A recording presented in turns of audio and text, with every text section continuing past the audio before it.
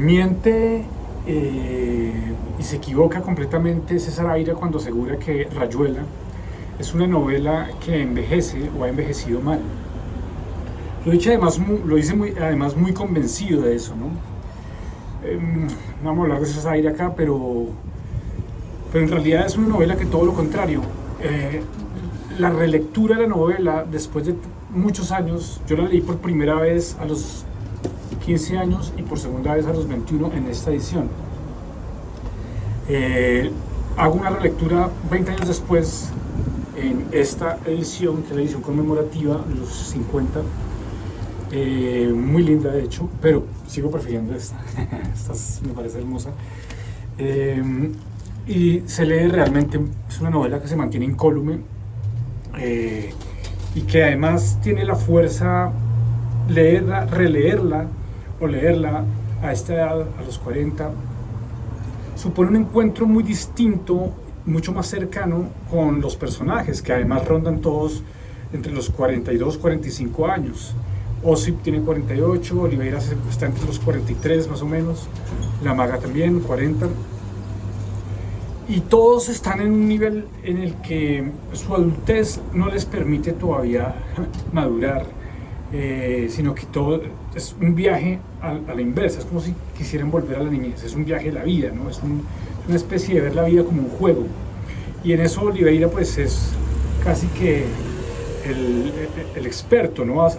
Por medio de su metafísica, de su modo de preguntarse y cuestionarse todo el tiempo como si fuera un niño.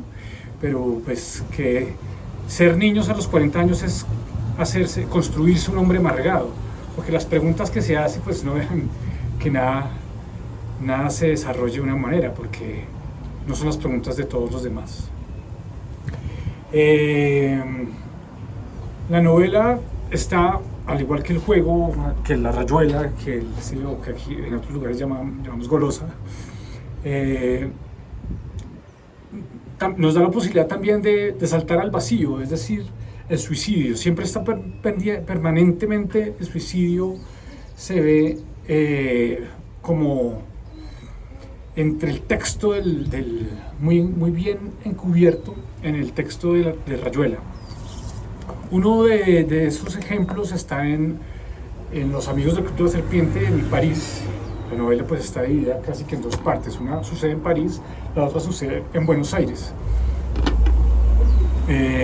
Uno de los del Club de la Serpiente, todos los amigos de Oliveira que se reúnen a hablar de jazz, a hablar de literatura, a beber vodka o vino, y se pegan unas jugosas borracheras, es Guy, que se suicida o intenta suicidarse tomando no sé qué, no recuerdo lo que se toma, pero bueno, ¿no? Sobrevive al suicidio. Ese es un primer caso. El segundo caso es la separación, la división, ¿sí? Que existe, la fractura que hay entre Oliveira y la maga, que la lleva a ella a fugarse, ¿no? A irse. Y siempre existe la duda de si se arrojó al río, al Sena, si se fue a otro lugar, si se mató o no se mató, o si sencillamente cambió de patria, cambió de lugar. Todos somos expatriados, pues, Y en tercer lugar está, y sobre todo, en el Oliveira, que en los dos finales que nos da la novela, ya cuando él llega a Buenos Aires, Oliveira está completamente desentonado con todo lo que está a su alrededor, ¿no? Y en esos dos finales que nos ofrece la novela, uno sería el final que se deja leer, la novela que se deja leer del capítulo 1 al 56 de corrido, y el otro sería el que se lee en el orden que da Cortázar al iniciar el libro, en el que no se lee el capítulo 55, es el único capítulo que no se lee, a diferencia de la otra versión. En esa primera versión, el final sería el final trágico, ¿no? Que es cuando Oliveira se arroja por la ventana y todo nos lleva a pensar que se suicida, especialmente por la forma en que termina el libro. ¡Paf! Se acabó. O existe la otra posibilidad, la otra versión, el final happy end a medias, ¿no? El final feliz a medias, y es cuando él se tira, pero después de eso sus amigos en Buenos Aires, Traveler, Talita, más con los que trabajan en un manicomio que han comprado, ante ellos de que trabajara en un circo, después, perdón, de haber trabajado en un circo. Lo cuidan y le están dando ahí sus remedios, y también escucha, y él empieza a escuchar toda esa cantidad de voces, y no sabe si está en la casa, no sabe si está en el manicomio, y entonces nos hace pensar que Oliveira quedó preso de la locura, está escuchando una especie de polifonía, donde se juntan todas las voces de quienes están cerca o estuvieron cerca en algún momento y se está uniendo tiempos, ¿sí? Entonces es el happy end que yo llamo A Medias. Una novela extraordinaria, sin duda, sin duda. Se habla mucho del jazz en Rayuela, cosa que toca hacerlo, hablar del jazz, sin duda. Cortázar era un enamorado del jazz. Y pues de ahí que saliera un álbum que se llama Jazzuela, una selección lindísima de todos porque además es muy fácil seguirle la pista a todas las piezas de jazz que menciona Cortázar, porque las menciona con orquesta, qué versión, etc.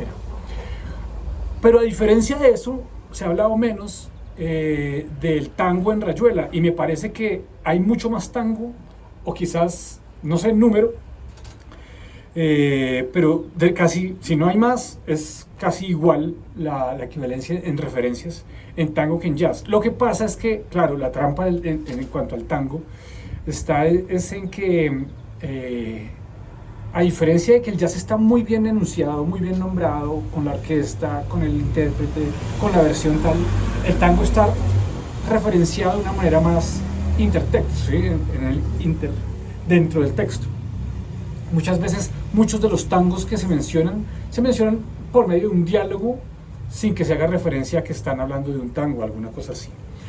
Pasa esto con Melodía de Arrabal, por ejemplo. Pasa esto con Por vos yo me rompo todo, que aparecen, pero tampoco lo mencionan, sino que dicen, hay una referencia sobre la risa y el llanto, ¿sí?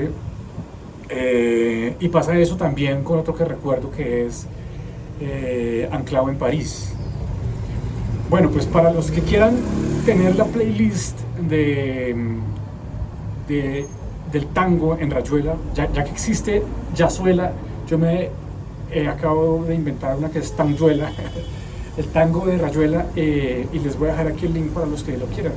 No tienen que hacer esfuerzos de buscar los tangos de Rayuela, sino que yo, absolutamente todos los que aparecieron, yo los busqué y les hice una playlist. Bien, y vale la pena leer mucho, releerlo sobre todo, no el otro.